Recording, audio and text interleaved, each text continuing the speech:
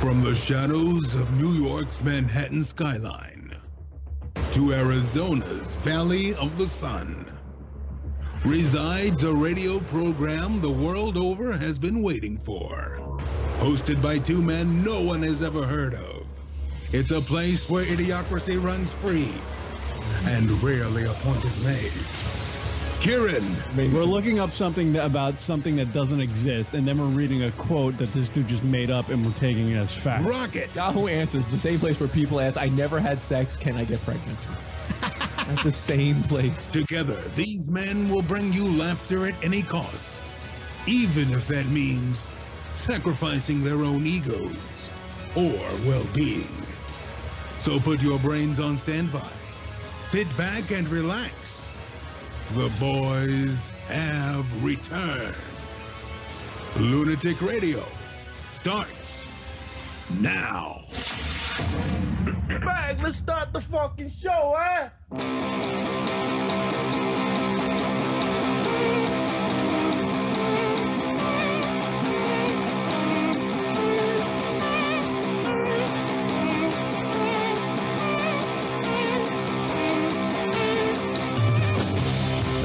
What up, everybody? Welcome to the lunaticradio.com show or Lunatic Radio. I don't know. We are live around the... I don't even know the name of the own show. This thing here. I don't know the name of our own show that I've been doing for nearly 20 years. Word up. I'm Kieran. That's Rock way over there in the beautiful city of New York. Oh, hello there. Hello, hello. Where I'm sure Rockefeller Center's looking like the holiday wonderland. As the kids say, it's lit. It's lit up, right? As the kids say, it's lit. Rockefeller Center is lit, people. The rock is lit, yo. Whoop, whoop. Oh. I gotta tell you, if you've never been if you want to get into the holiday spirit, I would suggest there's no better place in the world than New York City on the during the holiday season. Because all the bars you go to are all dressed up in like holiday cheer with lights and things and people getting drunk. And then you go down to Rockefeller Center and there's like homeless people. But then there's a nice big tree full of lights and stuff. Right. And there's a drunk Santa Claus somewhere. Oh, those are the best. They have a thing called SantaCon, which is apparently very hacky to do. But it's just a bunch of guys dressed up in Santa Claus outfits. And women, come on now. This is 2017. And they bar hop in Santa outfits, and it's a real mess of a time. It's a real hoot. It's a real hoot. So that's something, something you can get. So I take it you never did that? You never did a SantaCon? I never did it. I always wanted to do it, but then I saw our buddy. It's funny. He's actually going to join us today. Our buddy there, Chris Italia, who owns the Stand Comedy Club in New York City. He's going to join us actually today, but he was the one that told me that SantaCon is very hacky. He used the comedy term hacky. It's hacky to do that, but I don't know. So I guess I got my impression of SantaCon was like, it's kind of fun. Whatever. I think it's a fun thing to do. I think it'd be great to do. Get dressed up in a Santa Claus outfit and go get drunk and bar hop.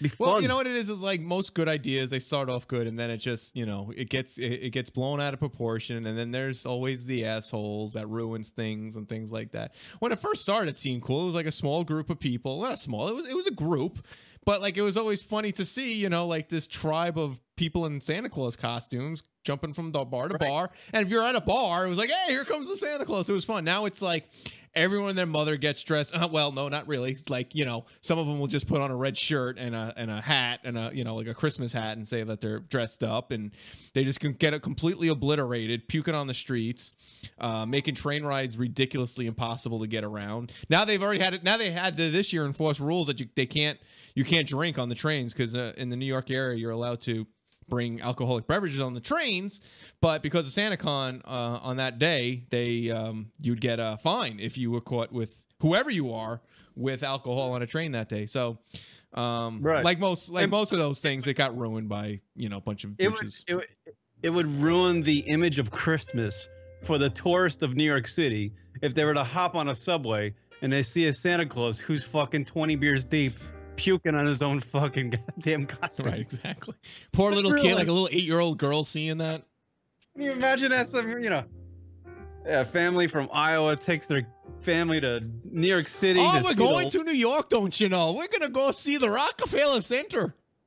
Right. And they've, you know, because I'm sure tourists are scared to take the subways in New York City, so they get on there for the first time to try to go to Rockefeller Center, and there's like 40 Santa Clauses all hammered. Oh, and honey, puking. look, here comes the Santa Claus, honey. Aren't you happy that we're here in New York? Mommy, Literally- why is he drunk? Right. Why does Santa have puke all over him? There's a whole crowd of Santa Claus guys Yeah, well, trying to. why fucking- are there 40 of them?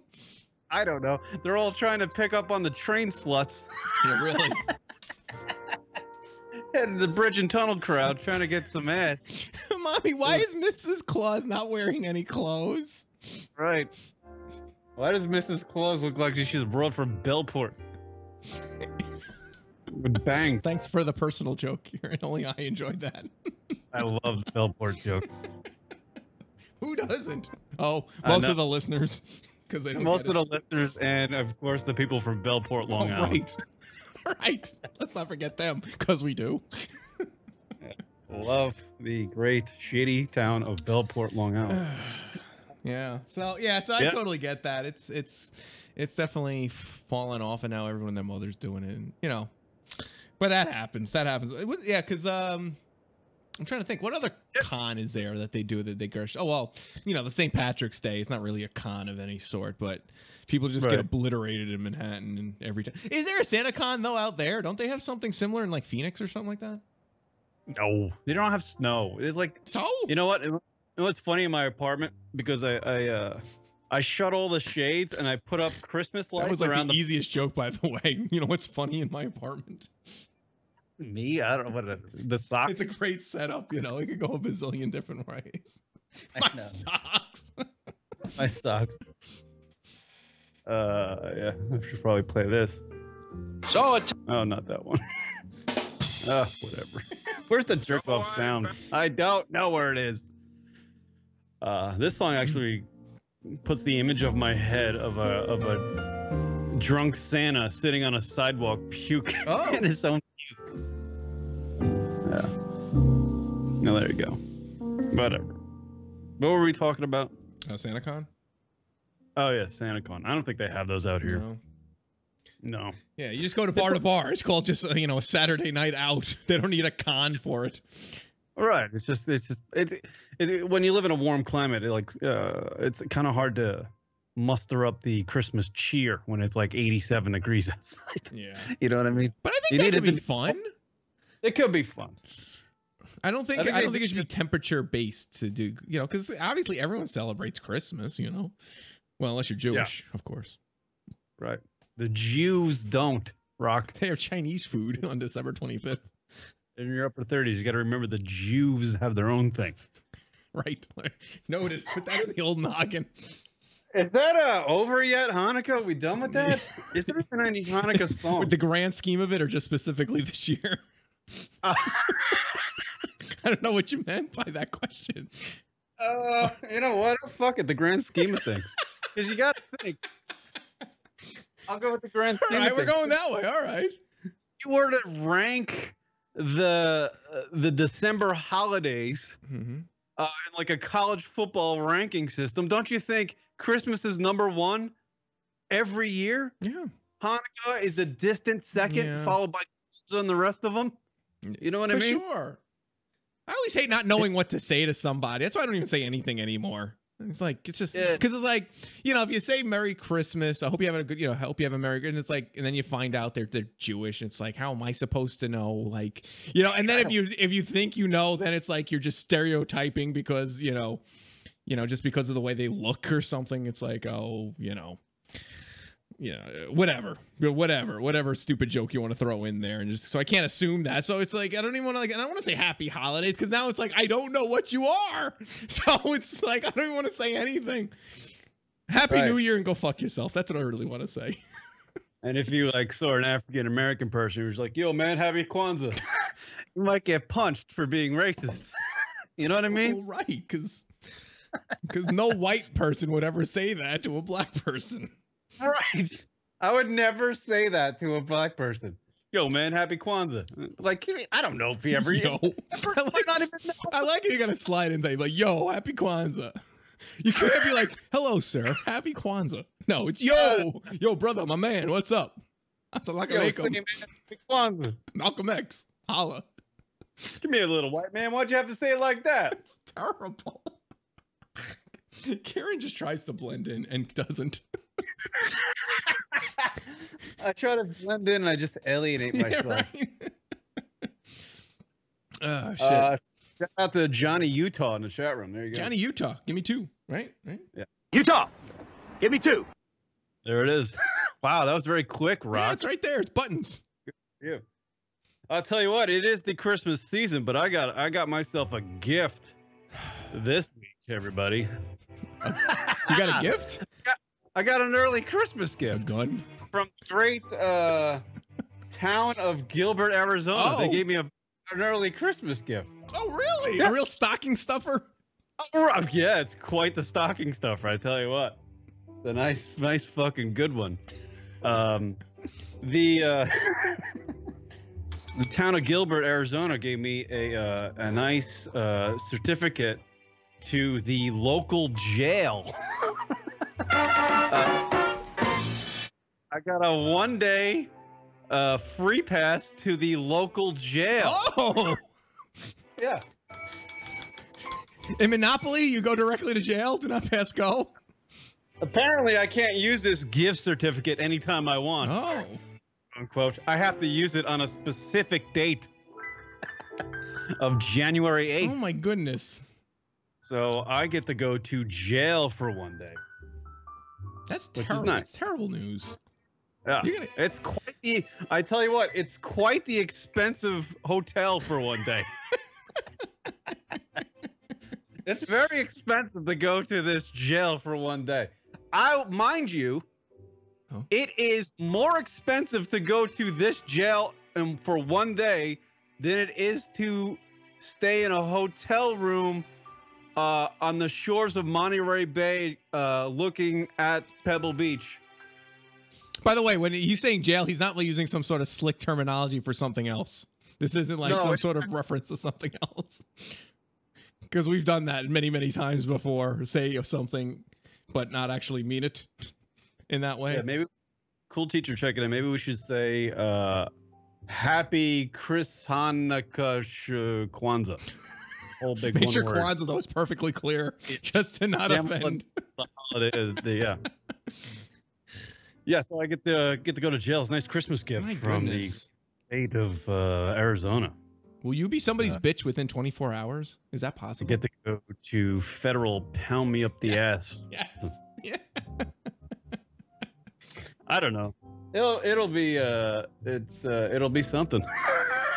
That's It'll crazy. be it's something I never thought I would ever be doing, but I gotta do it. You got to do it for 24 hours, right? For 24 hours, I gotta go. Make sure And make sure you poop right before you leave. Make sure you're good and clear because you don't want to, have to do that there. What's funny is I'm going to jail right after work. So it's like I go to work and then I go to jail. It's like you clock and then out in one place and then clock in on another. It will be nice because I am taking a vacation day, so I will be getting paid Hey, to be. there you go. Yeah. Working the system, Kieran. Nice. It doesn't exactly even out with the amount of money I'm paying the jail for me to stay there, and the money I'm going to be making. So yeah, I'm going to jail, and some of the people might wonder why. You got a hooker and you got caught. I got one of them things they call a DUI. Remember those, Rock? DUI. Remember those? Yeah. Yeah. Apparently, I learned what zero tolerance means. Right. The great, zero. Is it really zero? Yes, we say when we mean zero tolerance here, we mean zero tolerance.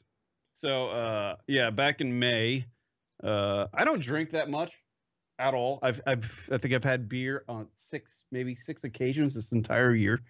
But one of those nights was May 14th. Oh, faithful night of May 14th. Yeah, so I did what everybody does, but I did I drove and I had a few beers the same night I drove my car. It wasn't like I was slamming beers driving my car playing fucking Freebird. It wasn't one of those situations. It was like a situation where like you would go to Applebee's with some slut. You know what I'm saying? Why do I always have to be a slut when you go to Applebee's? But I don't know. Because you're bringing up some of your old memories. I figure our demographic that's listening to this radio program, Ron, Oh, they can relate to Applebee's. are people that would take sluts to Applebee's. and they would treat it like, hey, I'm really whining and dining this broad. But so it was like one of them things like you would go to dinner and maybe have like a 16, 20 ounce, a couple beers. You'd have a couple beers, you eat your meal, you hang out, have a couple laughs, and then you drive home. That was kind of what my situation was like. And I made it all the way home. And I felt fine to drive and all that stuff, but apparently I didn't know that when you feel fine to drive, you're actually according to the law not fine to drive, because they can take blood from your bloodstream and it will read that you're completely intoxicated or something, right, or inebriated, or it will be in, and that's how you boom get a DUI. Right. So I got a DUI. I did the whole, I actually have the video. And if I ever have the balls enough, I will play it for you people, but not today. I do have the video of my sobriety test, like they have for Tiger Woods. Holy shit, really? I do have it. I have not seen it, to be honest. Oh my goodness. The lawyer I hired to help me with the DUI, which apparently it doesn't matter in the town or the state of Arizona because of the old zero tolerance. Right. Zero tolerance means, you know what that means, Rock? One drop of alcohol means you are inebriated. Right. One drop. Man. You can have a 0.002 something, and you could get a DUI. Man. So like the point, like in your normal states like California and maybe New York and some of the others, the normal states, right, where you're given a puncher's chance. You know what I mean?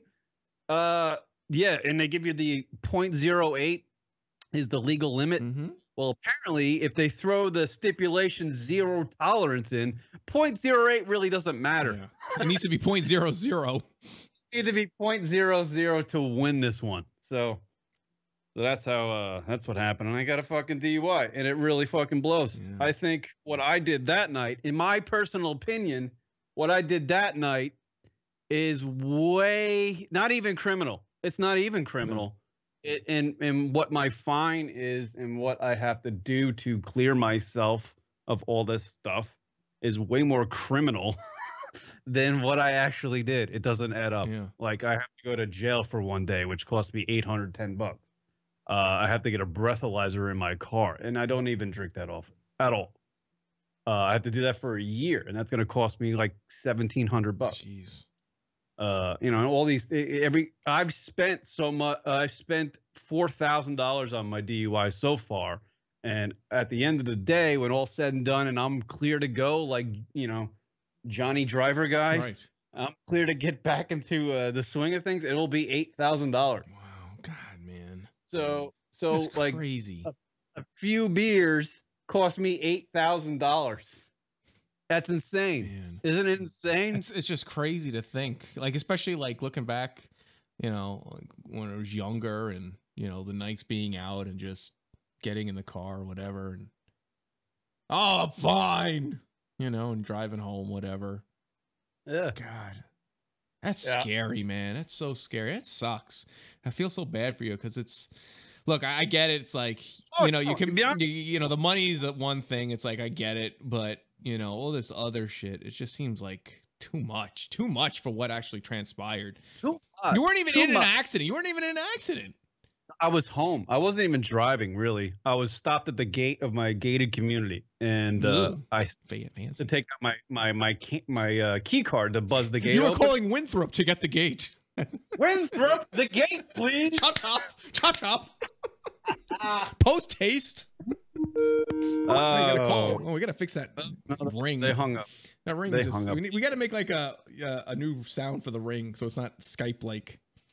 Yeah, some reason it just started doing that. It should just I be don't know like, why. you know, you like me yelling, pick up the fucking phone or something. Right. So yeah, I got the DUI. I wasn't even driving. Like I was stopped at my gate. You know, I reached down to get my key card to put the key, hit the buzzer to open up the gate, Right. and then the officer pulled up behind me and put his lights on. And as soon as he did that, I was just like fucking nervous as Sure. shit. You know? And I had like crazy anxiety. I've never been Oh, here we go. Caller calling in. I don't know. Caller. Hey, Caller, you're on the air. What's your name? Where you're from? it's just Jim. What's going on, guys? Jump. Oh, there he Jump, is. jump. Welcome to the program. Hey, guys. Hey, Karen. You struck a note with me like a while back when we were talking about the OVI. Yeah. I just got one myself back in July. Ah, welcome to the club. And, yeah, prestigious, right? Yeah, it's a great, illustrious club. But it was kind of the same thing where I play ice hockey on Sunday nights, Right. and I was leaving the bar. I had 3 Guinnesses. 3 Guinness. And Yeah. it was over a period of like maybe 3.5 hours, and just where this bar is situated, it's a place where like cops kind of sit and watch people pull in and out and everything. I mean, so they pulled me over, and the way they present the breathalyzer to you here in Ohio, it's kind of misleading. They tell you like right out the bat, like if you don't do it, you're going to lose your license for a year anyway. Right. Regardless. That's exactly how it is So- here, actually, in Arizona. And I felt pretty confident that I was going to like pass it, you know? So I was like, yeah, I mean, I don't mind doing it. And I mean, I did the sobriety, I did the field sobriety. They were like, yeah, you know, I don't know. I mean, you know, it all looked good. I just smell alcohol. And I mean, would you mind like, you know, blowing? And then that's when, you know, they, you know, told you about the, if you don't do it, you're going to lose your license for a year anyway. Right. So I felt confident enough to do it. I blew a point, I think 1-1 or 1-2, something like that. Jeez. And I wasn't like arrested. I was detained and brought home to my beautiful girlfriend and my 1-year-old son. And my girlfriend's expecting, and we're like expecting any day now. So, Oh, congratulations. But, I mean, I don't get my license back until July. I had to do 3-day drunk camp, basically. What's that? You just drink all day? Yeah, that's great. I want drunk It was camp. kinda- oh, yeah, they all call it drunk camp, and it's like $500. Okay. 3 days in a hotel. You can't leave any food or anything like that. You have like coming in, like, you know, they have to like look through and all that. But I mean, there were people there who really deserved it. Right. Yeah. Right. I'm not saying, you know, I mean, I made the bad choice of getting behind the wheel that night, whatever, like 3 Guinnesses, you know, whatever. Right. But I mean, there was a guy in there who was, it was his 3rd time in. They knew his name. He had actually got his OVI on Mother's Day, and he was driving up from Virginia to Toledo, and before he even got on the road, had I think 8 Moscow Mules, Oh my gosh.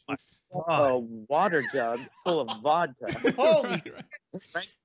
Drank that on the way Oh up. my god. He stopped in Columbus, Ohio, to get a 40. Of course. Made it as far as a half hour outside of Toledo before he lost consciousness, bounced off a guardrail, and into another guardrail. Holy shit.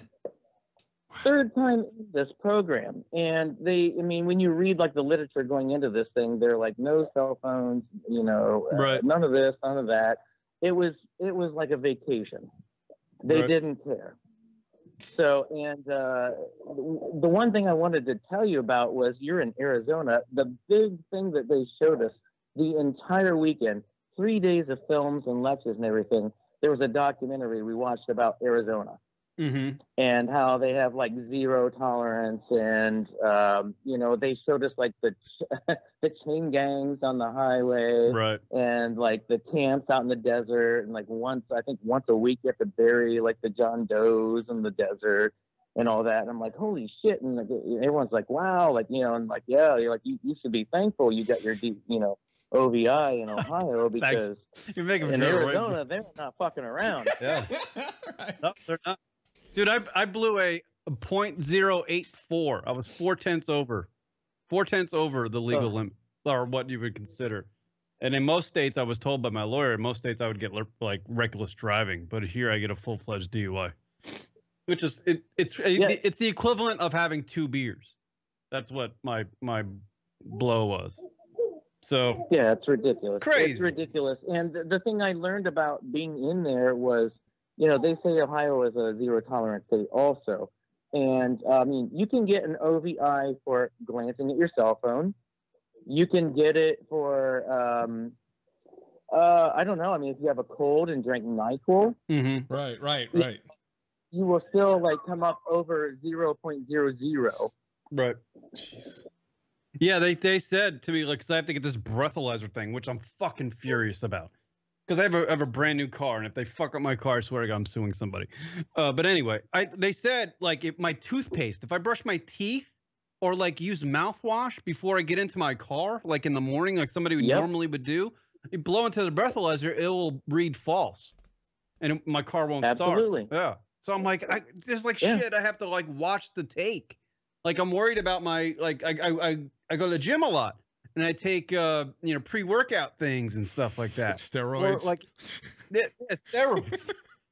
No, but I take, like, like accelerants to give me energy, and I'm like, I'm worried about like blowing into that thing, and reading false I remember whatever. recently I had a kombucha, and then I was gonna drive, and I'm like, oh my God, is this gonna be bad? Because there's alcohol in that. Right. You have no idea what I don't know what a kombucha is, Rock. What kind of fucking tribal shit are you doing back there in New York? What is that, like an Illuminati fucking ceremony? It's that highfalutin shit. You never heard of like kombucha? They sell it like at Whole Foods and shit. It's kind of it's a beverage. It's a beverage you could buy in the store. Had a kombucha. It was in the woods. We all got wearing hoods. We had a kombucha. I don't know what the fuck you're talking about. I had no idea kombucha had alcohol in it. Yeah, it does. Yeah. Dude, I read something online that like one of those monster. Good for you. energy You read drinks. something online. Good for you, Kieran. I did. I don't know if it was true or not, but they said those monster energy drinks. Stop. If you were to slam one of those and blow into a breathalyzer, it would read .02 something. Like, so there are certain things that if they're mixed within your body, chemicals or whatever, that could take a blood alcohol thing and just accelerate it to a limit of like no return. Like you're going to federal pound me up the ass prison. Even though you're not doing anything wrong. It's just there's a weird chemical mixture in your bloodstream. So it's not like. And the weird thing about it was, I mean, even though I was, I mean, most people that were in there, like, they paid, like, a lot of money for the lawyers to get it dropped. And, like, I mean, they did get it dropped almost immediately, like, within a couple of months. To, like, I mean, I can't remember what they reduced it to here in Ohio. It's just, like, reckless operation or something. You get your license, right? Like right back almost immediately. Right. I didn't have $4,000 to sink into an attorney, so I just kind of, like, wrote it out. But I'll be honest with you, like, the money that those people sank into an attorney and what I wound up paying, I mean, I'm not going to get my license back till July. I have driving privileges and all that. But, I mean, it was nothing compared to what those guys paid. And they all, like, took that 3-day weekend as a joke. And the first day I was there, like, 2 people got kicked out because they snuck in it was like almond extract. Fuck. What? Basically throw it into water. It's like 100% alcohol. Yo, I got that almond extract. Yo. Yo, we want some almond extract? Want the AE, yo? We want the AE? Yeah, And one guy missed, and one guy was in there because he had like maybe a beer to drink like the night he got his Right. Yeah. whatever, but he was in there for like bud, he was like blazing up bud, and the first night he was in there, he just blazed up and fell asleep. He didn't make it to one day of the classes, but they kept him in there all weekend. It was crazy, I mean, and by the way, when I was in there, I learned how to make shake meth. Well, hey, listen, at least you leave there with a new trade. It's like criminal camp. That's crazy. Learning new skills, man. Yeah, learning new in skills. 3 days. I'm gonna have to let you go there, Just Jim. I'm sorry you got your DUI, but I appreciate you calling into the radio, share your side of it and what happened to you and your experience. I got I'm trying to clear the lines because our buddy Chris Ortali is gonna be calling in pretty soon, and I just want to. Right on. Stay strong, brother. All right. I'm good. I just don't want to go into bankruptcy because I have to pay so much money to fucking goddamn for a couple of beers. It's fucking stupid. I mean, I'll be honest with you, the DUI laws out here are way more criminal than what a lot of these people do. And I understand that there's dudes that are alcoholics and they just get in their car and they don't give a fuck. There are people, but those guys are ruining it for actual people who are trying to be responsible. I was trying to be responsible that night, to be honest with you. I waited until I felt great, and then I went in. But now they're like creating criminals with this zero tolerance fucking law. It's fucking stupid. It really is. They are, and it's here in Ohio, it's like a misdemeanor 1, which is I was a hair away from being a felon. Right. Which is ridiculous. Which is fucking ridiculous. I mean, it's fucking stupid. Right. All right. Yeah. All right. Thank you, Jim. All right. All right, brother. There you go. Yeah, and I had to do a fucking MAD class, Rock. You know what that is? Yeah, Mothers Against Drunk Driving. Fuck yeah, they are. Yeah. So that was another Christmas gift the great town of Gilbert, Arizona gave me. It's gonna be like I had to go to a MAD class. That's crazy. With you know how many people were in my MAD class, Rock? How many? Take a guess. I don't know, 15, 20? 15, Rock said. 152. What? Holy shit. 152. Holy crap. At $50 a clip. Oh my god, man, that's just we gotta start up a MAD class. Make some easy cash. Fuck yeah. That is such a racket. More money. And they it's funny, they the speaker, the first speaker that got up in the MAD class, she goes, 10 of you in this room will never come back here. The rest of you, I'll see you soon. Oh shit. Chris Italia. Hello. Welcome. Hello, Chris. Hello. Who's this? Caller. Speak. Caller. Chris. Going once. Going twice. Where is he? Hello. Chris. I'm right here. Hi. Hey, what's going on, guys? Hey, Chris. Welcome to the program, our old friend Chris Italia. Is this the 8th comeback of Lunatic Radio? Ninth, get it right. It's the 9th. Yeah. Yeah. We just constantly we were like, oh, we're gonna come back. We're gonna set radio ablaze, and then we're like, maybe not. Maybe next week. And then Rocket has shit to do, and then he was like, oh. Yeah.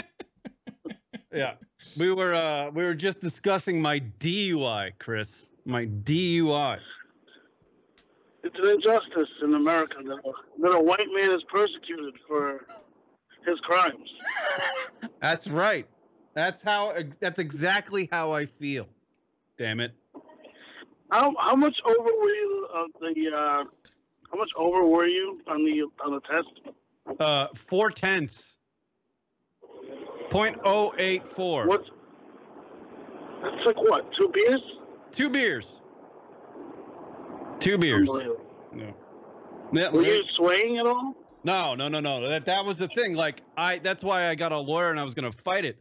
Like I got it in May and I just got it just like went through. And what I was trying to do was I was gonna take it to trial, but they say in the town that I live in, if you take it to trial, most likely you're going to lose because it's just a zero tolerance anything. If you had any type of alcohol in your bloodstream, they're going to win because it's zero tolerance, and you're supposed to know that it's zero tolerance. So if I would lose. A jury would look at that and go, it's zero tolerance. You had alcohol in your system and you drove, so you lose. But so it's not the town law. It's not the city law. It's the town law. It's the town I live in is the worst town to get a DUI in throughout the entire state. That's what I read. But what was I gonna say? Fuck, I totally forgot what I was just. So you were profiled. That's what you speak. Yeah. So what I tried to do was get all the video footage, because on the police report that the cop said I waited 5 seconds at a light before moving, which I know wasn't true. And he said that I sped through a construction zone, which is by where I live, and which I knew wasn't true because I saw the guy behind me.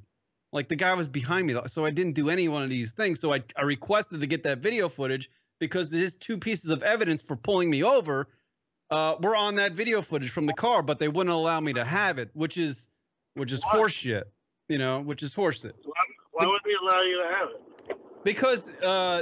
Because he was claiming on the police report I was driving erratically, which I wasn't. He didn't have any. What I'm suggesting is that the guy had no probable cause to pull me over. He had zero. Right. No. So why wouldn't he just give you the video footage? I assume because it would show that he's lying.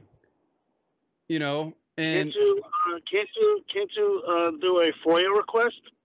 I don't know. I don't know. I've never been arrested. I don't know. I didn't know. It's the Freedom of Information Act. Yeah, that's what I thought. I don't know these things. But what lawyer did you get? Jacoby Meyer? Trentolo and Trentolo. I got Swifty DUI conviction lawyer guy. Where'd you find him, in the yellow pages? No, back of a bar somewhere. Apparently, he was a good lawyer. I'm not gonna mention his name or anything, but he's a good lawyer. My brother suggested me to get him, but my lawyer said, he's like, you got it. It just sucks. It's criminal because you got it in the worst fucking town to get one in, and he's like, I can't do anything. He's like, if you take this to trial, your lawyer just wanted to settle. He did. Yeah, he did. He wanted to get you the best. Right. He wanted to get you the best plea possible. And plus the fact, and I think I've told you this in a private conversation or texts, I was like, if I fight this, it's going to cost me an extra $6,000. It's going to cost me nearly. You have enough friends that would have pitched in for this. Right. Well. And I was just like, is it worth it? Right, oh, yeah, sure. Yeah. Rock would send me a fucking 6-pack of Coors Light and say, have at it, buddy. This is not just the defense of Kieran McCann. This is the defense of all people like him. Yeah, no, absolutely. I agree that it's just completely ridiculous and overblown. I knew that there was going to be money involved. That's just the way it is, but to this extent is outrageous, if I could use such a word. Everybody says so when you said to your lawyer that you wanted to do a FOIA request or you wanted to obtain those videos, what did he say? He said FOIA? I barely knew her. I'm working for you? What? No, he said that they will give you the sobriety exam video, which I have, but they will not allow me to have the footage from his squad car, which is what you saw when Tiger Woods got a DUI just around the same time I got one, and that's the footage everybody's watching. What I got was what the guy wears on his uniform. I got that video. The video. Oh, you got his body cam. I got his body cam. Yeah, I got the body cam, but they wouldn't allow me to have the other footage, which would have blown up, which would have indicated to the jury that he's lying. He had no reason to pull me over. Zero. So then, did you pass the sobriety test? No, no. Did you do everything else right, like the toes and all that, the touching of the nose and all that stuff? Well, my lawyer said the only thing that I was so fucking nervous when I got pulled over and dealing with the cop, because I know about the whole DUI. I knew I had I had beers that same night, so I couldn't. I was just thinking about money. I was just like, oh my god, how am I going to pay my rent? How am I going to do this? Am I going to go to jail? You know, everything was going through my head. So he asked me, with the funny part of the sobriety exam, he asked me to do 9 steps one way and then 9 steps back. I did 18 one way and 18 back, and I'm like, Why? because I didn't understand. I didn't hear him. I was just thinking about other things. Oh, there you go. Like my That's right. yeah, my anxiety was running like at 150%. I was just so nervous, and my lawyer actually said, he's like, you handed that guy a DUI because you were just every question he asked me, I was like, yes, I had a few beers, blah blah blah, you know, everything was. I was just trying to be honest and courteous to a guy who was really giving me a DUI for no real reason. He was kind of being a dick, you know. Where's your PBA card?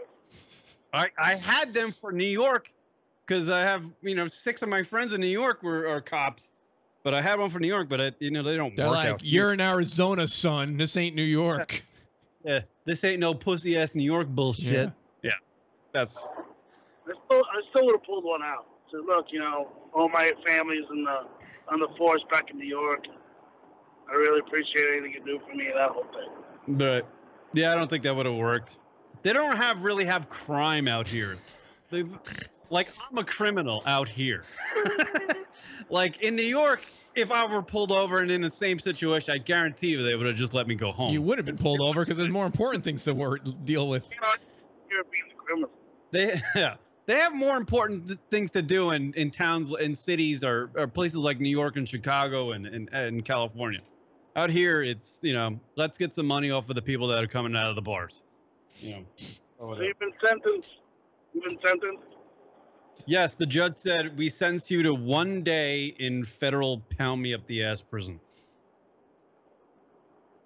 Yeah, Did he say anything else? Did he like, and that's a lesson for you kind of thing? What, did he say something? No. What's the meaning to you? Originally, when I went to court I only went to court twice. And the first time I went, I got really fucking kind of pissed off in my head because the judge was going, okay, you got a DUI. If you get a second DUI, you do 176 days. If you get a third DUI, you do a year in jail. I'm like, okay, I'm not doing any of those things. I'm not going to do this a second time or a third time. Let's just stick to what I did. Tell me what the consequences are, and we'll proceed. You don't have to tell me if I murder somebody, I'm going to do life in prison. Like, I'm not at 41 years old beginning a career in being a criminal. I'm not doing that. I've never been arrested in my life. Look at my record. You can tell that I made one mistake, and actually what's happening here, Judge, is that you guys are actually criminals. Oh, that's what you should have said. Yeah. I didn't do shit. Wait, did you say that? No, I wanted. You should have. Oh, that would have been amazing. What was funny is that at one point when the guy was giving me what I'm facing or what I'm pleading guilty to, he goes, "Did anybody force you to plead guilty and sign this piece of paper of admitting your guilt?" What I wanted to say at that exact moment was the state of Arizona. I wanted to say the state of Arizona, my good judge, forced me to sign that guilty plea because I can't fight it. I live on a budget. I can't spend $8 grand on a bullshit drinking 32 ounces of beer, waiting around, eating something, and then driving my car. I can't fucking fight it, you dick face. You guys make it impossible for me to fucking fight this.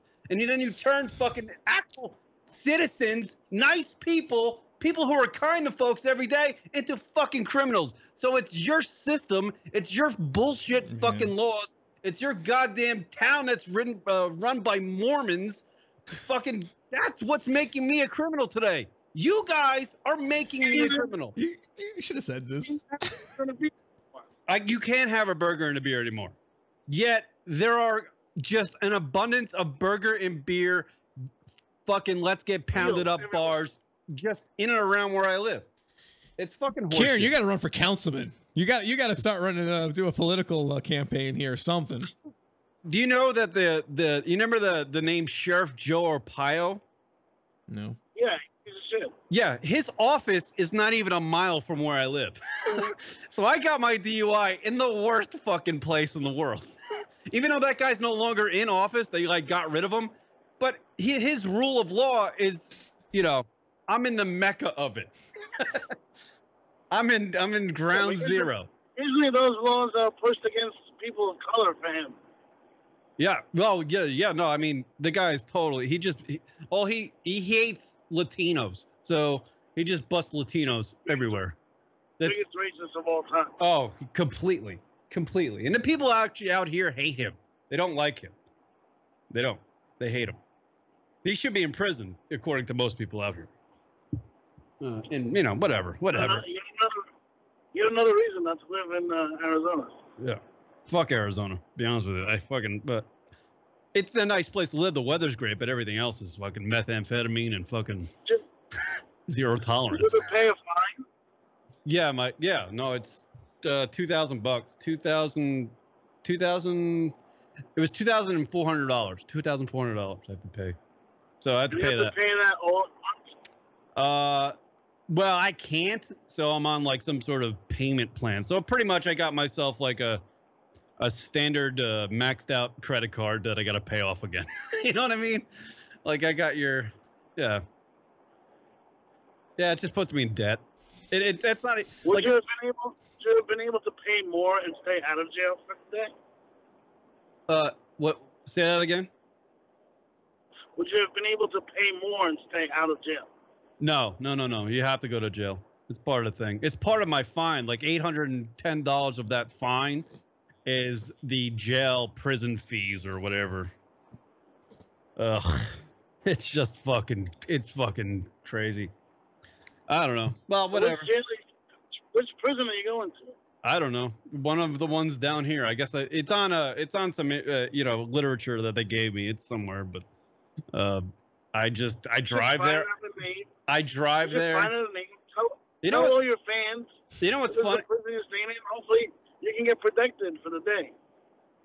Yeah, right. I don't think I'm gonna get shanked. I hope.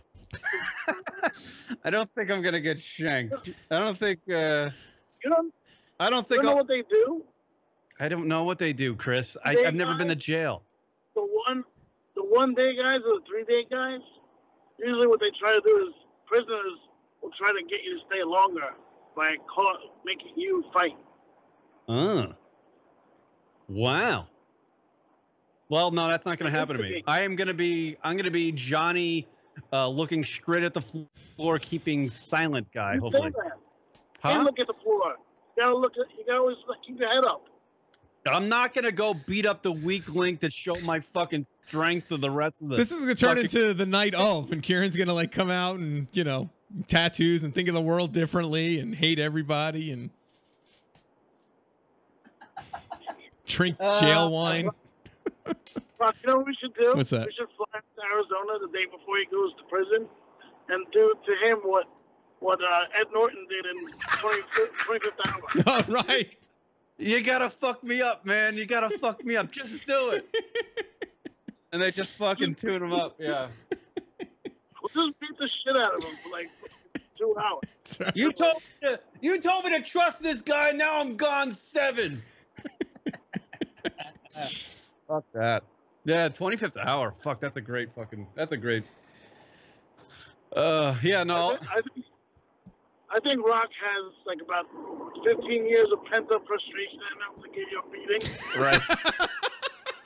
You should have sent out those goddamn demos back in 2006. I wouldn't still be doing website design, you motherfucker.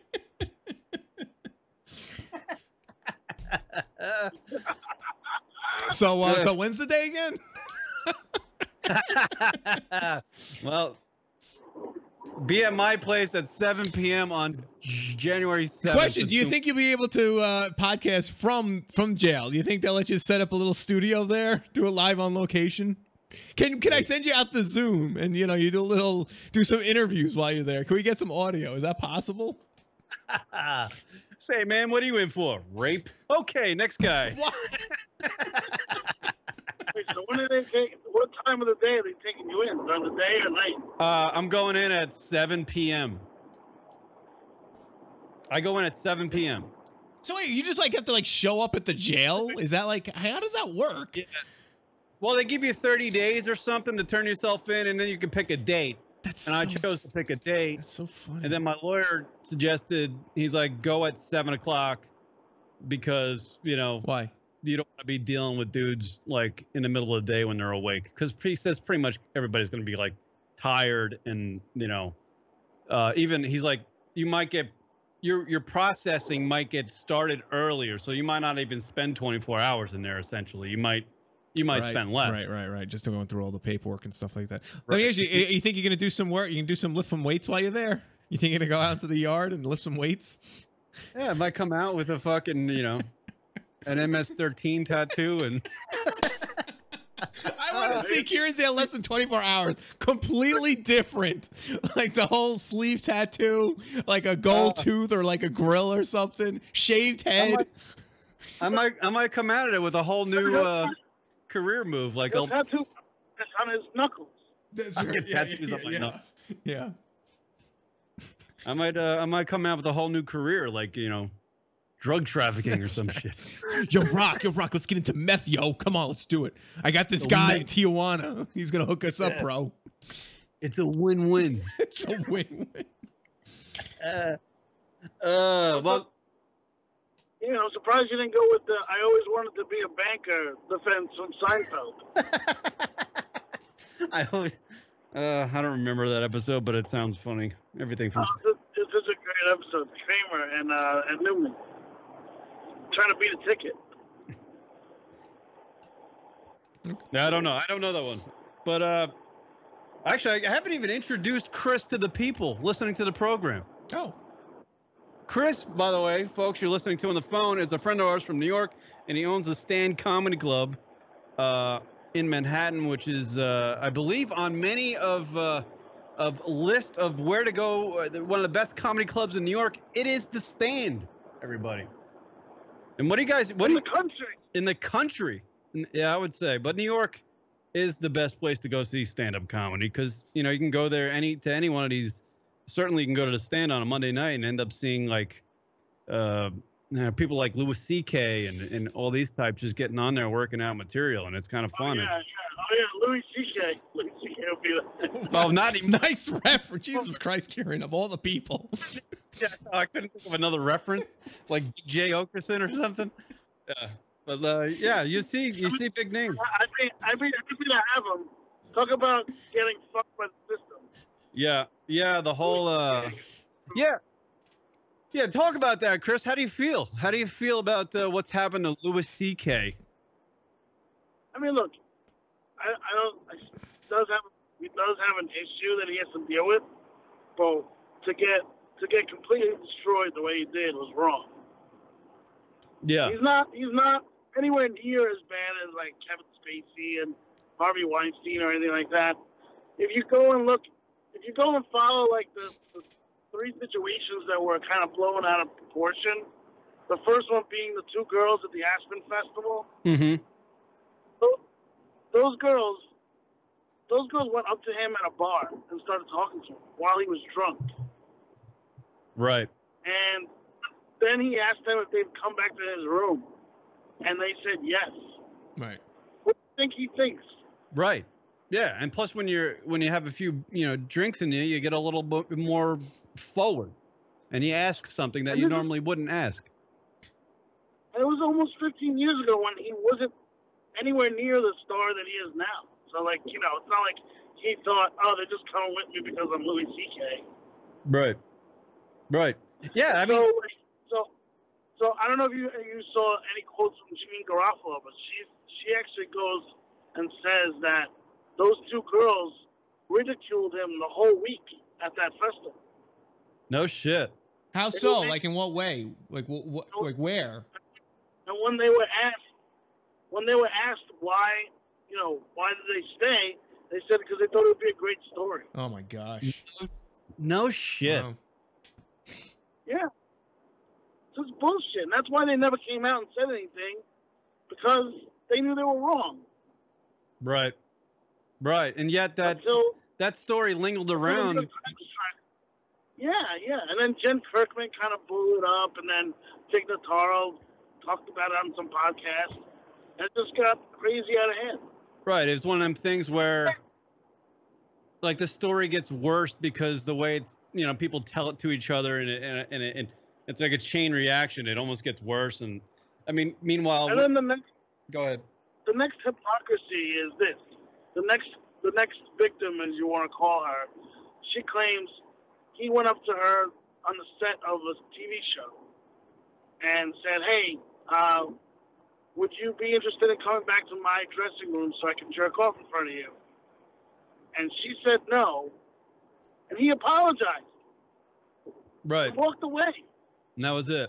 And that person, you want to talk about hypocrisy, that person goes to Courtney Cox, who at the time was the executive producer of the show, and Courtney says to her, well, what do you want to do? Because if you report this, you shut down the whole show. Wow. So whose fault? It's not his fault. Courtney Cox swayed this woman into not doing it. So if there's any hypocrisy there, it's hers. Right. So there you go. Right. And in the next case, the fucking girl on the phone. Yeah, I know. Who has hang up the fucking phone? Hang up the phone. Right. What's wrong with you? That was the most ridiculous one I read. Was like, oh, he said he was jerking off while on the phone with me. I mean, first of all, who hasn't fucking done that? I do that a lot. Karen does it during the show. Who hasn't fucking done that? But yes, hang up the fucking phone. How is that just hang up the phone? It's not a big deal.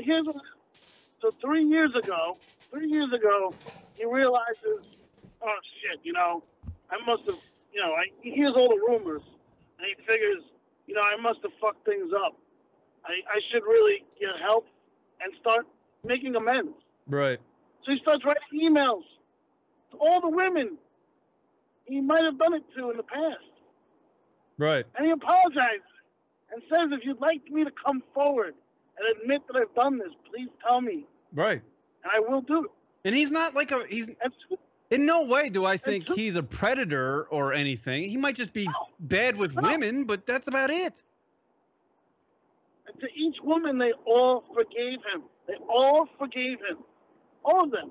Right. Yet he's lost, his movie isn't getting released. He's lost the ability to go do tour dates. He's lost, his deal with everything. Millions upon millions of dollars. Right. His ability to make a living.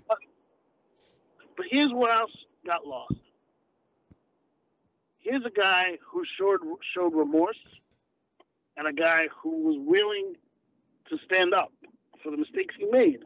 Instead of using him as a tool to try and make the situation better, they brought him down. Right. He would have went on to talk about it.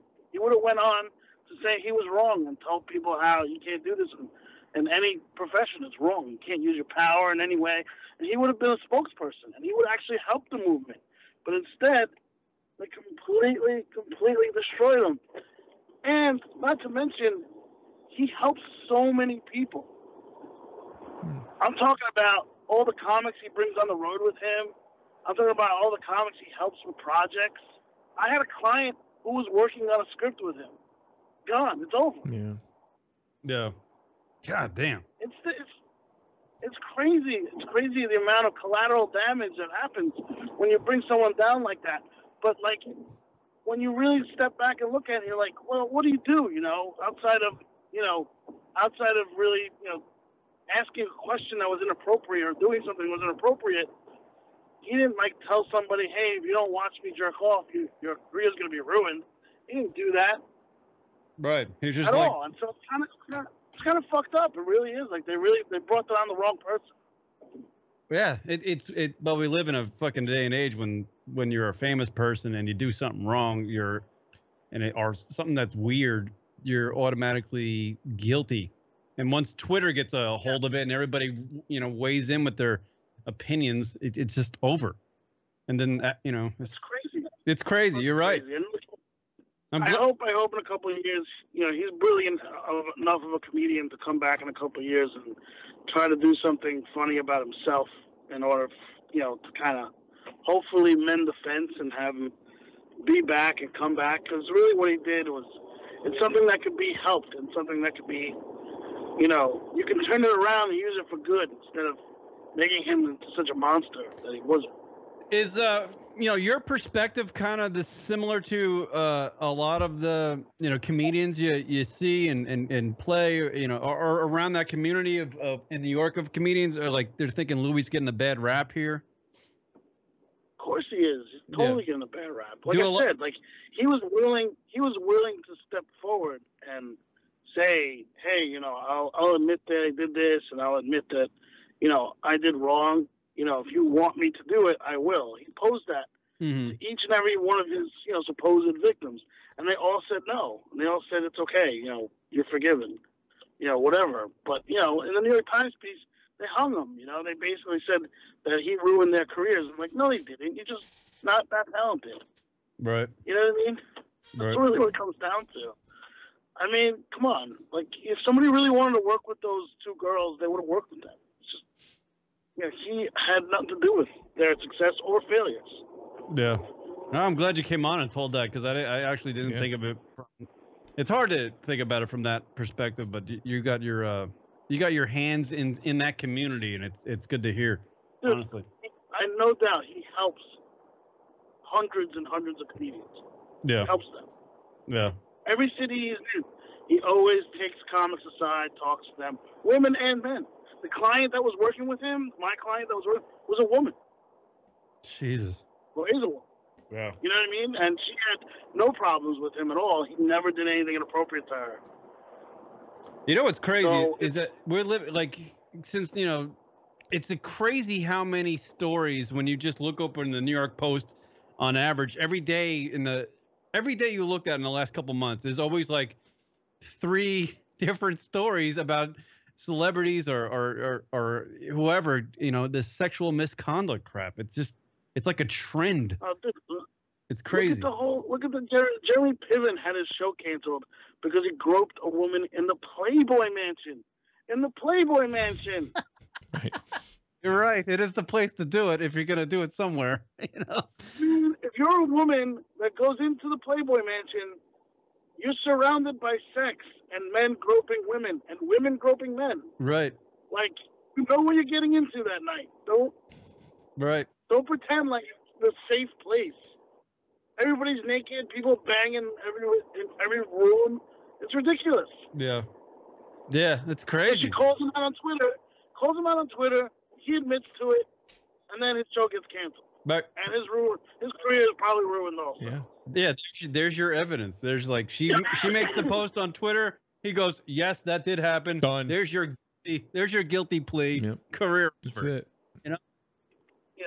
It's scary how crazy Twitter and the 24-hour news and Facebook or whatever. It's just crazy how everything just gets gets tried on there. It's like it's court of public opinion. You know? Yeah. Look, Netflix, and look, Netflix is you know, a great place for entertainment, but they have no backbone.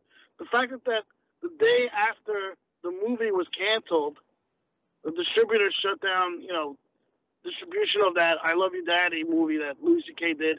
They took down all Louis C.K. content. Yeah. So it was okay up until now, but now, because he jerked off in front of a couple girls, let's take down all his videos and we're making millions of dollars off of. Yep. Fucking it's They're scared. insane. They're all scared. They don't want to have, you know, everyone's to keep all their money, you know, there. They don't want to lose anything, and it's unfortunate that it comes down to that. But they're trying to protect their business. I'm not defending it, but that's the reality of it. I tell you what court has zero tolerance? The court of public opinion. Yeah, that's right. Zero tolerance for anything. It's fucking terrible.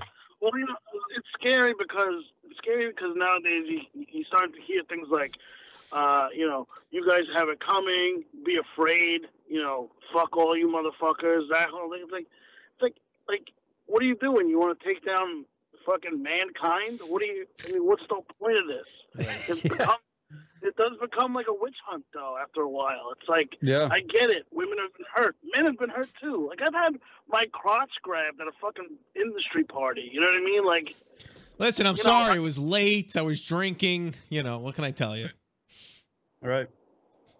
Yeah, so the girl, she was an executive at a network, and that's basically what happened. Yeah. And so, like, weeks later, she apologized. I said, look, it is what it is. I'm flattered. I go, but, let's keep it professional. And we've still maintained a friendship over the last, 2 years since it's happened. It's insane. It's a weird. Yeah. And even if you did complain about it, people would be like, all right, come on, man, just be a man. You're a guy. Just be a guy. Blow it, Yeah, I'm not gonna blackmail her or anything. Yeah. It was a mistake. Shit happens. It was a mistake. Yeah, it's not a big deal. She got drunk and she got fucked up, and it is what it is. I'm no prize. I didn't think, she really meant to touch my crotch.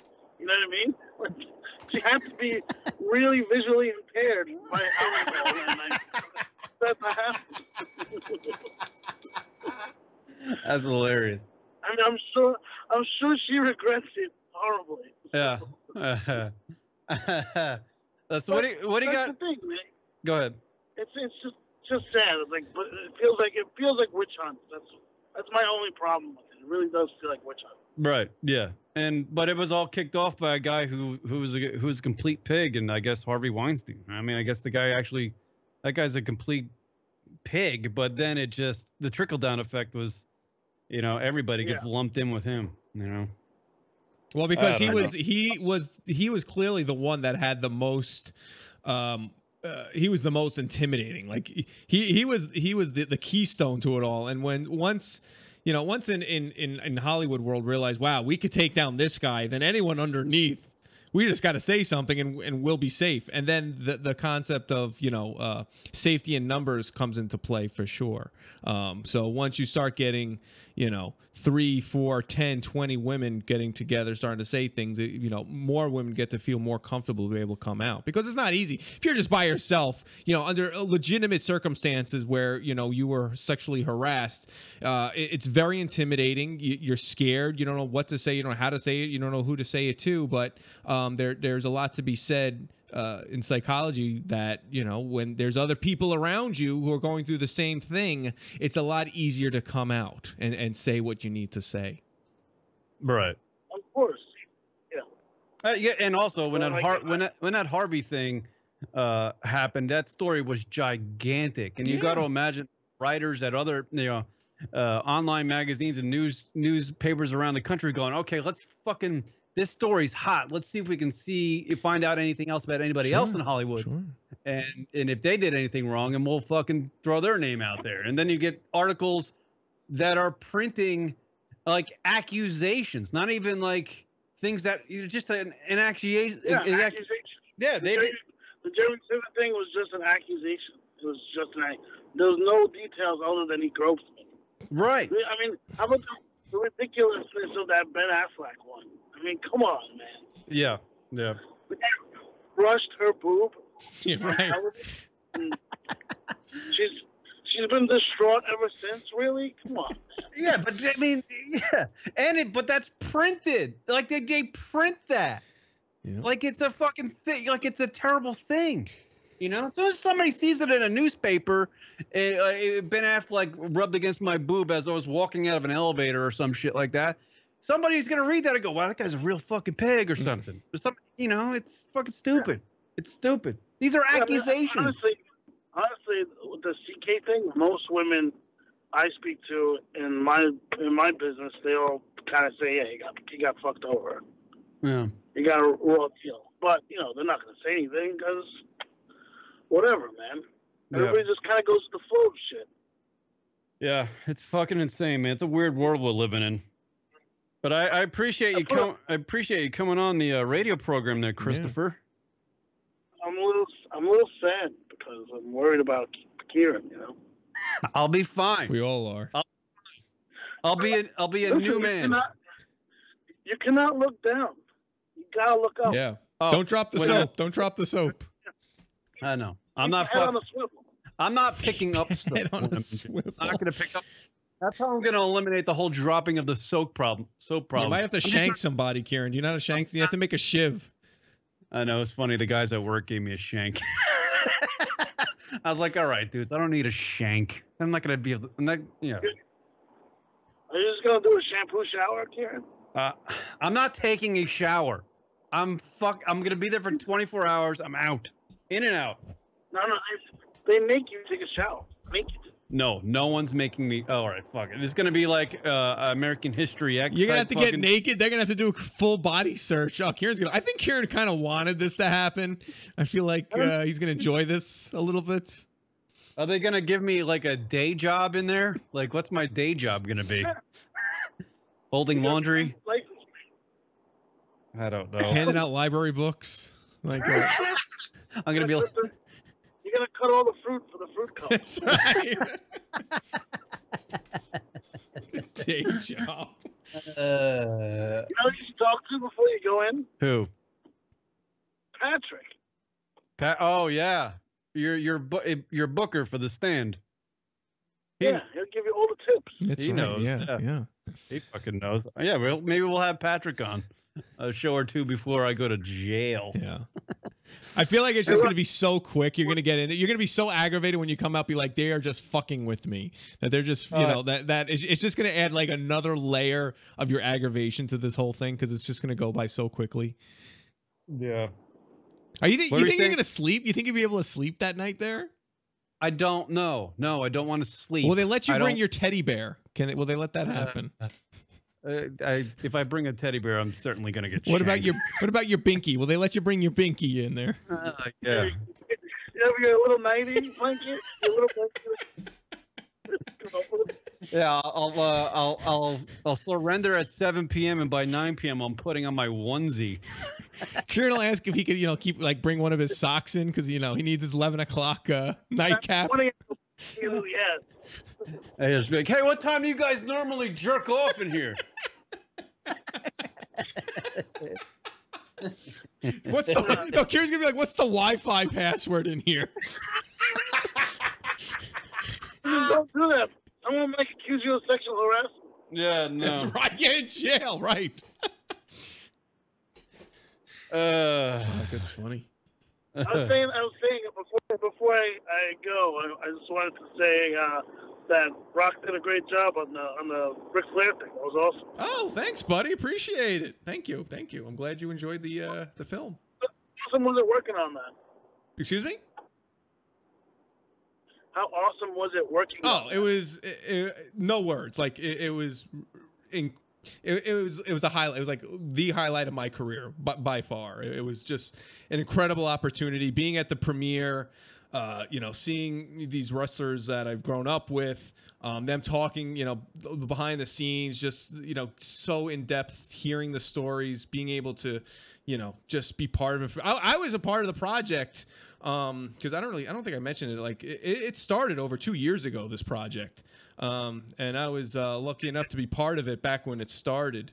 There's definitely ups and downs with any sort of production, but at no point was I bummed out. I was just so grateful to be part of it, and I thank Rory pretty much every time I talk to him because it was just such an amazing opportunity to be part of it.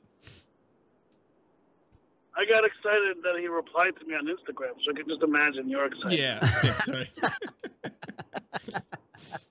Yeah, I know him and I talk actually quite often. We got some other stuff cooking too, so stay tuned, as they say in the media world. Stay tuned. This is why Rock and I make a great duo for radio. Rock's going on the upswing, and I'm always going on a downswing. Listen, you know what? When Rock heard you going to jail, he was like, oh man, 2018 is going to be a big year. That's right. That's right. Oh, fuck yeah.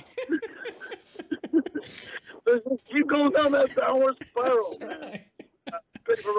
Yeah. All right, Rock, go ahead and promote what you got coming up at the stand there in Manhattan. Oh, your old buddy, Ron Bennington, is doing New Year's Eve at the stand. Nice. Oh, nice. Ron Bennington from the old Ron and Fez show. It was a radio legend that I interned for. So he's back to doing stand-up now, huh? Should have just shaved your head, dude. I know. I should have. If I shaved my head, it'd be totally different. You wouldn't be on here right now. You'd be living the life. You'd be taking over from Mike Francesa right now. I would have Sam Roberts' job. That's right, Mike Francesa. We forgot to talk about that. I know. He retired. I know. Did you listen to the last show? Did you listen to it? I missed the last show, but I listened to the one. I got to listen. I heard the last half hour was like legendary. The last half hour of his last show was legendary. That's what I heard. I heard it. Yeah, it was really great. It's online. You can watch it. Listen to it online. Yeah, he's a radio legend, and he's done. It's over. So long, Johnny. Yeah. Now I'm gonna miss that. I'm gonna miss that old bastard. He's been on he was on radio when I was a kid. 35 years on WFAN. Yeah. Yeah. It's a sad day. But yeah, if I did shave my head, when Ron Bennington asked me to, I'd probably have Sam Roberts' job right now. God damn it. You'd be completely. That's crazy. You would have been sitting next to me at the Ric Flair. It would have been Sam. It would have been you at the Ric Flair premiere. Yeah, it's funny. I saw that crossroad in life. Oh my goodness! And Ron's like, shave your head or don't shave your head, and I said, don't shave my head, and I just fucking went down the wrong way. She comes to Stan the one night when he's there. Just go, dude. Worst day of my life. Worst day. I actually do. It's kind of funny. I do think about that. Like, please shave my head now and make this right. Yeah, let's make it right, Ronnie. Shave my head. You're gonna have to shave your head for jail anyway. So. That's right. That's what I was telling him before. Well, fuck it. I'm losing my hair anyway. What's the fucking point? It's shaving itself at the moment. Oh, God. All right, so Ron Bennington's playing New Year's Eve at the Stand in New York City. That's exciting. That's great. You got to go to the Stand. If you're in and around the New York metropolitan area, you got to go to the Stand. It's a great fucking time. The bar is amazing. The food is amazing. And the talent of comedians they get running through that place is top of the line. You can see legends any given night of the week. It's awesome. It's a great comedy club. And it's very, it's intimate, man. It's very intimate. It's in a great part of the city as well. So, place ever. It's the greatest place ever. Also, I'm gonna come on again before this, but we have I got involved in Super Troopers 2, and I'm proud of it. It's really fucking hilarious. Yeah. And it's out on April 20th. Nice. So, good for you, man. Congratulations. That's great. Like, what are you in it? Like, are you in it acting? I'm trying to get I'll try to get a couple guys from the movie on the show. Oh, that would be great. What are you doing? What's your thing? What are the inner workings? What do you have behind the scenes? Yeah, I'm just making moves, you know. I'm just a producer. That's all. Nice. Oh, that's great. Mr. Producer. Mr. Harvey Weinstein. Huh? Yeah, I'm gonna be molesting women any day now. Say, hey, come on, just come in my room. Come in my room, it's okay. Just come in my room. Just watch me masturbate, huh? Sit on my lap. Sit on my lap. Come on, come sit on my lap. That's gonna happen. Well, congratulations, yeah, Chris. That's awesome, man. That's awesome. Thanks, man. So I'll definitely come back on before then, and I'll definitely try to get a couple guys. All right. On the show. All right, buddy. Thank you. Have a great holiday season. Yes. A great New Year's, and we'll catch up with you. Before I go to jail or something, and certainly before Super Troopers comes out. For sure. You know. Rock, let's book that flight so we can kick his ass. That's right. Yeah, let's do it. It'll be great. We'll film it for sure. All right, Chris. Thank you for calling in, man. Great talking to you. All right, buddy. Peace. Later. There he goes. Chris Italia, everybody, from the Stand NYC. Wow. He's been a friend of ours for a really fucking long time. If you go to the show archives and look up Chris Italia, you'll find shows where he was on it. Yeah. He's a great dude. All right, we'll do a break. We'll come back. More lunaticradio.com show right after these words, everybody. Oh, hold on. I still got that playing? Holy crap. There's been Christmas music playing throughout the show. Oh, that's nice. It's very fast. I didn't hear it, so here's hoping. I hope it doesn't bleed through. Shit, that would suck. All right, back more lunaticradio.com show right after this. Kieran and Rock. Lunaticradio.com. Family member got you something and you appreciate the thought. You need what you could get. Hey, is that Santa Claus? Santa Claus! Someone's having a Merry Christmas. Santa Claus! Can we, because the fire chief lives across the street from here. Oh, go get Santa Claus. See if you can get him on the show. What am I going to do? Just go ask him. We're doing a radio show. I can't ask him to come on the show. Why not? Santa Claus. Oh my God, there's 2 trucks outside. There's 2 trucks right outside the windows here. I wireless. It's a big fire truck and fucking Santa Claus is on top. Santa came early, everybody. He came to the lunaticradio.com show. Can you, get that? Yeah, get the music. microphone over there. Can you get the music over there? No, fuck the music. I want the webcam out there. Santa Claus is here. It's right outside the studio. Yeah, but let us in that cold air too. Shut up! See if you can scoop some snow in here while you're at it. I know we have Jim Norton, the comedian, booked for the radio show today. Yeah. I didn't know we had Santa Claus booked. He's right outside our studio. You can't open it though. Oh, wait, here we go. For some reason he's a firefighter. I don't understand it. How does that happen? There's Santa Claus. Here we go. Can you swing the mic out there? Oh, Kieran. Can you want to turn up the gain? Yeah. See if we can get Santa Claus. Hi, Santa! Hi, Santa! Tell him we're doing a radio show. We're doing a radio. Hello? Rock really believes it's him too. Hey, Santa, we're doing a show! Oh, you sound like a rapist. Shut up. Oh, there's Santa Claus. You can hear him. That's him outside, everybody. Yeah. No. That's about all you got, Rock. I don't want to stretch the wire anymore. I don't think you... Santa Claus is right outside the studio here. It's about fucking 38 degrees. Santa's on top. What do they have on that truck? What are they doing? That music is loud as hell. They have speakers coming out of the... Are the police here? I'm really loud. I can't do that here. It'd be funny if this is how they came to put out fires during Christmas. There's 2 trucks. Your neighbor's house is on fire, but they've got this music playing. Hey, if someone could record this who's in chat, that'd be great. Unbelievable. Look at that. I'm watching it on the webcam. I can look right out the window. Yeah. Too lazy to turn my head. Bother? That's what the internet's for. You see this dropping off some gifts? Is he? It's kind of early. Dropping off Is he dropping off that satellite radio program? Oh. Hey, Josh, maybe your gift is coming. Maybe. Is it Mel Karmazin out there? Is it Mel Karmazin dressed up as Santa? Coming to offer us a middle of the night slot? Hi, Santa! Is it Hi, Santa! Howard Stern out there with a 101 contract? It better not be Baba Booey. Hoo. I just scared Santa. Is it a white Santa or a black Santa? No, there's no such thing. Does it matter, Kieran? I guess it does to you. Seriously, you know. Question. Obviously, it does matter to me. I don't agree with the. I don't go for that Santa. What? Yeah. Why not? Because it's cold up in the North Pole. You know how they feel about cold? Yeah, I don't like cold. Well, there you go, everybody. Stop the first segment. Santa Claus is right outside. Well, come on, how could you? They can't pass that up when Santa drops by. Yeah, just leave it out. Leave the window open too. All right. You know, get a fan in here. Why not? You are such a woman. Hey, it is in New York City in the middle of December. cold. Would you close the window? Oh, there you go. There's Santa Claus. You know, actually, if you don't know that it's a fire truck outside, it looks like we're gonna be arrested because there's lights blaring in the yeah. I scared the lights. I scared the shit out of that guy.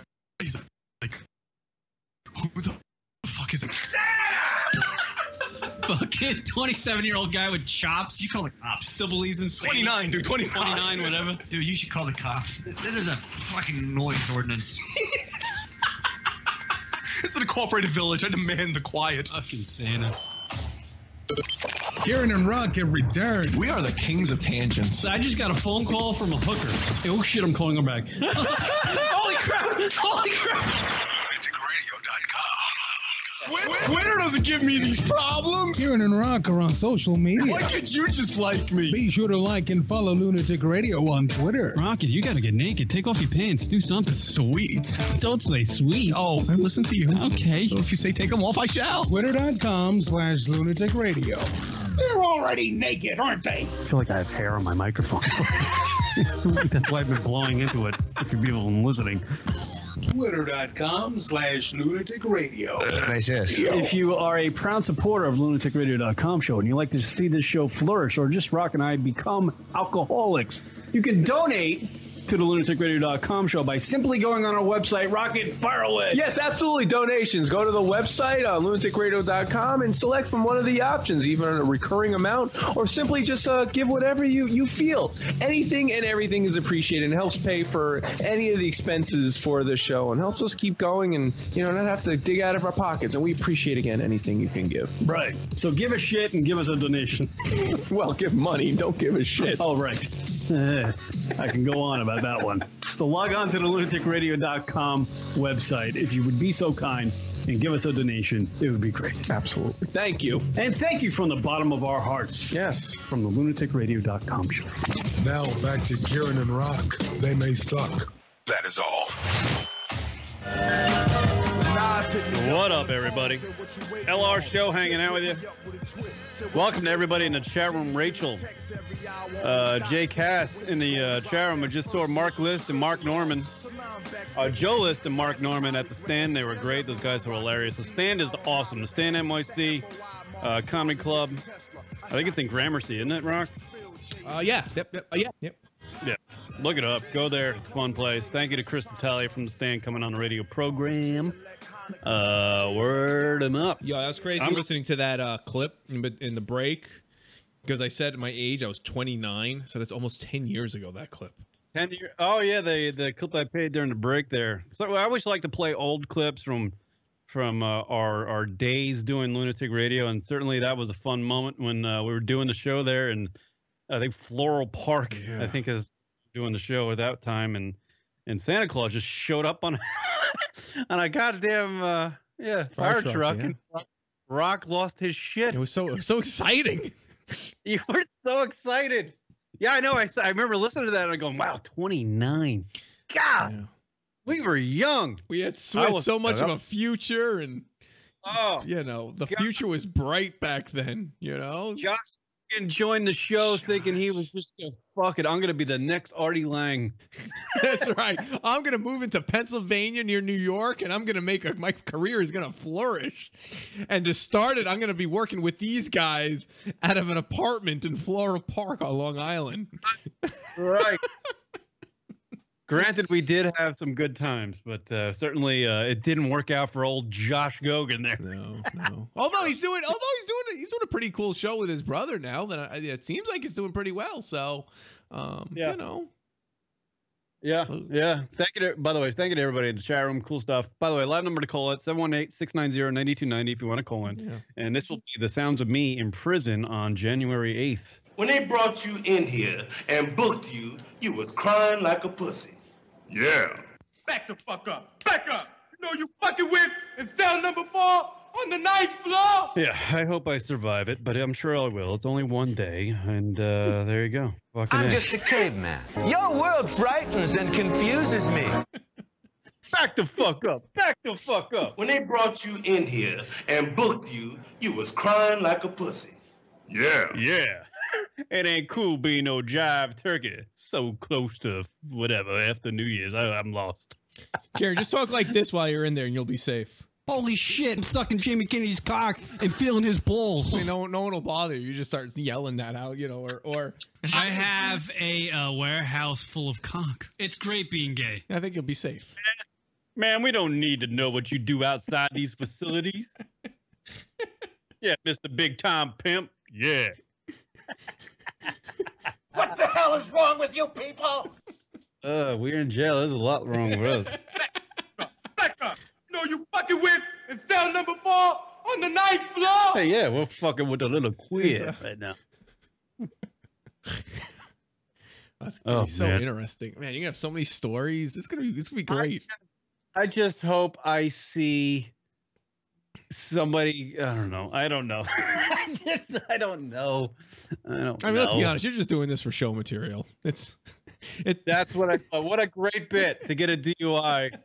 And it's it's a little expensive, but it's gonna be worth it. It's gonna be totally worth it. It's gonna get us ones of listeners. Ones of listeners. Yeah. It'll be great. Yeah. Whatever. We're not doing a show next week because it's Christmas. Oh, right. Shit. We are potentially thinking about doing a New Year's Eve radio program. So that is something to look for. So we'll be off 1 week, but we'll be back. We're not taking 6 months off. We'll be back the following week doing a radio show. We just don't know if it will be on New Year's Eve or maybe the day before, whatever, but we'll be back on the air. We'll have a podcast for you people. I want to mention this. Please leave us reviews on the iTunes if you will be so kind. Right. Remember that. Program. If you want to submit a donation to the radio program, which would help us out, certainly with my DUI and the fine, it might help. Or, actually what we use those things for is to put back into the radio program. And there are some things we'd like to do with this radio program, maybe possibly get another camera to add. So when we have guests on, you guys can see the guests. So we want to put the money you guys give us back into the radio program. So you can submit a donation on our website, lunaticradio.com. It could be anything you want to submit, and just log on to our website, lunaticradio.com, and give a donation if you feel so kind. Right, Rock? Is that what they say? That's right. Be kind, rewind. Yeah, and I just saw in the news as we were in the break that this guy, Dennis Richardson, the owner of the Panthers? I guess. I don't know. What's going on? I don't know anything about this. What happened? The Jerry Richardson is his name. He's selling the Panthers. Oh, we should buy it. After the season, amidst another thing Chris Fattalia, we were just talking to Chris Fattalia about, sexual misconduct allegations. Now, apparently, Sports Illustrated dug up some shit on him, which noted that he has paid off employees for the Panthers organization over the last year, through the years, for as hush money to keep them silent, because apparently he would invite people up to his luxury box or whatever, or his office there at the facility to give him back massages and foot massages and all those types of stuff. So apparently he was caught, and now he's going to sell the team. Wow, that's crazy. How much? $20? I think he gave him a little bit more than that, Rock. I don't know. Oh, he's going to sell the team for $20? Mm-hmm. Well, I don't. To be honest with you, it's not like a lose. I mean, he's not going to own the Panthers, but he's going to make a fucking. He's probably like, this is a great opportunity to get out because this is just too much work. Right, and he looks like he's. I don't know. It doesn't in the article I'm looking at right here. Doesn't look. It doesn't say his age, but the guy, it's time to retire. You don't need to own the fucking team anymore. You're fucking 75, 80 years old. You can retire. Really? Sell the. Just he'll be fine. Jay in the chat room, luxury box, get it? Yeah, get it. Speaking of, I need to find in 2000. Oh boy, here we go. In 2018, I need to find myself a luxury box. I really do. Might be a cardboard box. The way I'm going, jail, and the next step is the cardboard box. Doing a podcast from a cardboard box. And then after that, it will be that wooden box. Right. It's strong. We know that. That's not a good box. You don't come away from that box. No. That's the old dirt nap. That's a long ass nap. Until I'm reincarnated, right, and doing a show better. I don't know. Maybe I come back as the next Howard Stern. Come back as somebody funny. I'm kidding. Yeah, joking. I get it. Oh, shit. What else you got, Rock? Anything you want to tell the people before we wrap it up? I don't know. What else? No, not too much. The world of married life, Rock guy. Yeah, no, it's been good. We're just rocking, getting ready for the holidays. We talked about it last week. It's just, I still got to get a couple more things. So it's. How many people are you buying gifts for these days? Now that you're a married man and working on documentaries and all types of shit. I mean, it's not like a large list, but you See, for me, it's like it should be just about like the little kids. You know, after that, like I said last week, you know, we should just get together, have dinner, chat, you know, have a nice evening out. But it's like getting gifts for everybody, just trying to figure out who to get for who. But it's not a large list, but it's enough of a list where you got to keep track of things. Luckily, my wife, she's so great with, she's handling a majority of it. But then there's like some office things I got to take care of. So it's like, you know. Like, why are we even doing that? Like, come on. It's an office. Like, who cares? Yeah. Like, I don't need anything. You know, this is the place where I get my paycheck. I don't want to be giving money back into the system, so to speak, you know? But whatever, you know. I don't know. I feel like, yeah, it should just be about kids at this point. I feel like I've not that I haven't reached that age already. I feel like I've been at that age now for several years, if not many years. But it should just be about little kids, and that's about it. Because it's like you know, just get the phone calls like, oh, so what do you want? I'm like, I don't want anything. Like, I'm fucking 38 years old. Like, I don't need anything. I want a stress-free day. That's what you used to say. Yeah, really. Give me a beer and give me quiet. Quiet. You know, that's about it. That's all I could ask for. Give me your ability to be silent.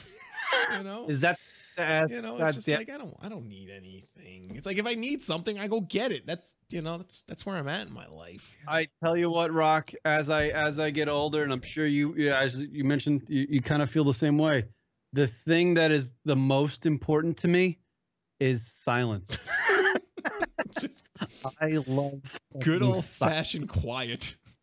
Quiet, and hanging out with people or finding friends with the ability to just shut the fuck up when it's time to shut the fuck up. You know, just, you know, like, hey, you know, Kieran's not feeling it right now, so maybe I'll just fucking be quiet and not tell some inane story about a fucking ham sandwich or some shit.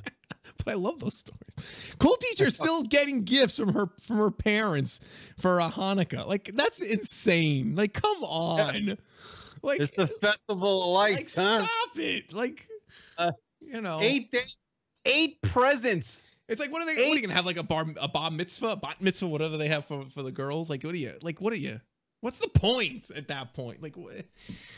You know, I don't get it. I don't get it. If we ever get to the point where we have like Lunatic Radio offices, like a building where there's Lunatic Radio, I'm definitely doing a secret Santa around that Christmas time holiday. Why are you saying it like that? Why are you saying it like a creepy person? And that will be followed by some sexual misconduct. I'm not saying your bat mitzvah wasn't nice, Cool Teacher. I'm just saying it's like it's on par with that. Still getting all the gifts. Like, what do you get from your parents? You know, as an adult, like, what could they possibly? You have 8 of them. Like, I don't even understand.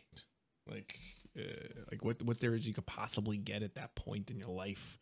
To be honest with you, what your parents should buy for you at your age for Hanukkah, they should buy you like an 8-piece puzzle and just send you a different piece every day. Here's the next piece to the puzzle. Happy Hanukkah. Tradition. Yeah, that's basically what the holidays are at this point. Just tradition. So I mean, I get that, I guess, but you know. Yeah, I get it. I mean, Christmas is fun. I like Christmas. It's fun. But it's you know, the gift giving thing, come on.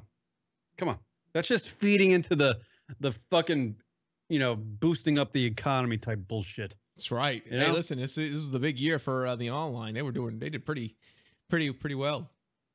Do your parents still get you something, Kieran? No. We actually skipped everything. We just like, it's about the kids because there's, you know, young ones in the family now. Exactly. So yep. Everybody, you know, it's for them. It's their holiday. They love it. They're fucking, you know, once Thanksgiving's over, the kids are just, you know, just fucking being good and praying for Santa or whatever the fuck, you know. So it's all about them. Yep. That's what I actually told me. I was like, dude, everything's for the baby this year. I don't want anything. Like, it made it real easy, just for the baby. Because I would like some new socks. Yeah, the other one's a little crusty. Well, I was getting a little fucking hard. like stale bread at this point. Oh my god! It's getting a little fucking. It's turning into like pieces of cardboard. You just bang them on a table. When you bend them, you just hear the crusty crackle. Oh god! Just like dried out wood. Mom, can you get me new socks? That is so many levels of awful. No. Fucking Christ. All right. I want to thank everybody for checking out the Lunatic. This is a busy chat room tonight. Thank you, everybody. Please subscribe to Lunatic Radio on YouTube, so you get the updates of when we're live and all that stuff. And you can, by the way, yeah. I mean, once we go live, you can interact with the radio program and call in and all that stuff. Also, find us on Instagram at Lunatic Radio, on Twitter at Lunatic Radio, and on Facebook, The Lunatic Radio Show. Happy Hanukkah and Merry Christmas, everybody. Happy Hanukkah. Enjoy the holidays. Chick, a little clap for the holidays. Yeah, clap for the holidays. Happy Kwanzaa, happy Hanukkah, Merry fucking happy everything, you know? Yeah, happy. Happy. And then we'll let you guys know. Keep it locked to our social medias. Whether or not we're gonna do a New Year's show. We'll try to, plan. If Rock gives the word, they okay. Yeah, it's on me. It's on the old busy guy here. The guy who's busy. I ain't doing shit. I'm prepping for incarceration. I'm gonna be working on getting those jail tattoos so I fit in, Word up. I should actually get a hemp tattoo. I should get a hemp tattoo. Just says bad motherfucker down my whole arm. There you go. That'll work well. All right. New fish. That's what I'll be, a new fish. All right, everybody. Thank you for checking out. Merry Christmas. Yeah. We'll see you after the holiday with the New Year's show and all that stuff. Merry Christmas, Rock. Merry Christmas, Kieran. All right. Peace, everybody. Merry Christmas, everybody in chat room. Cool teacher. Happy Rachel. Hanukkah, cool teacher. Come on. Jay. Leroy Jenkins. Yeah, I don't see anybody else in there. Buy well, Bitcoin. Merry Christmas. Buy Bitcoin. Buy Bitcoin. Yeah, buy Bitcoin. Apparently, Rock's got that fucking market cornered. All right, later.